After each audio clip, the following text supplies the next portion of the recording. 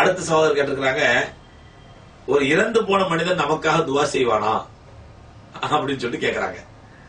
ஒரு இறந்து போன மனிதனிடத்திலே இறந்து போன மனிதன் நமக்காக துவா செய்வானாங்கும் போது அல்லாஹ் ரப்பல் ஆலமீன் தன்னுடைய திருமறையில் சொல்றான், ஒமா அன்தபி முஸ்மின் மன்ஃபில் குபூர், கபூரில் உள்ளவர்களை மூத்தானவர்களை கேட்க வைக்கும் சக்தி உங்களுக்கு கிடையாது அப்படிங்கிறான். இப்போ இறந்து போனவங்க நமக்காண்டி துவா செய்வாங்கடா, முதல்ல புரிஞ்சுக்கணும், இறந்து போனவங்க அங்க உயிரோடு இருக்கிறாங்களா அல்ல உயிர் இல்லையா?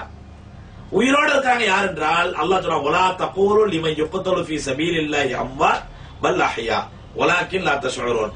அல்லாஹ்வுடைய பாதையிலே ஷஹீதாக்கப்பட்டவர்கள் மட்டும் கபரிலே உயிரோடு இருக்கிறார்கள். அல்லாஹ் சொல்றான், வலா தகூலு லிமன் யுக்தலு ஃபீ சபீலில்லாஹி அம்வாத், அல்லாஹ்வுடைய பாதையிலே கொல்லப்பட்டவர்களை மையத்து மரணித்து விட்டார்கள் என்று சொல்லாதீர்கள், பல் அஹ்யா, அவர்கள் உயிரோடு இருக்கிறார்கள், வலாக்கின் லா தஷ்உரூன். ஆனால் எப்படி உயிரோடு இருக்கிறாங்க, அந்த ஹைசியத் என்ன, அதனுடைய முறை என்ன, அது உங்களுக்கு தெரியாது.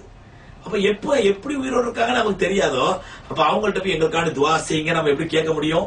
அப்படி பேசினா அவங்களுக்கு காது கேட்குமா? அல்லாஹ் சொல்றான், உமான் தபி முஸ்மே மன்ஃபில் குபூர், நபியே நீங்கள் ஒருபோதும் கபரில் உள்ளவர்களை கேட்க வைக்க முடியாது, கேட்க வைக்கும் சக்தி உங்களுக்கு கிடையாதுங்கிற அல்லாஹ்.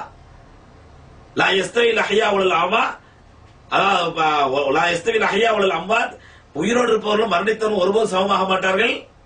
உயிரோடு இருக்கவங்க எப்படி காது கேட்குது, மரணத்தவர்கள் காது கேட்காதுங்கிறான்.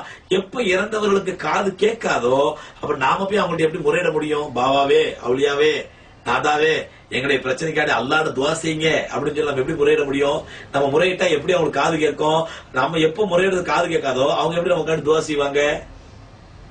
கணித்துகளே, இறந்தவங்க நமக்காண்டி துவா செய்வாங்க, இறந்தவங்க நமக்காண்டி அல்லாஹ்ட்ட கேட்பாங்க என்பதெல்லாம் வீண் பிதற்றல். இதற்கு குர்ஆன்ல ஹதீஸ்ல எந்த விதமான ஆதாரம் கிடையாது.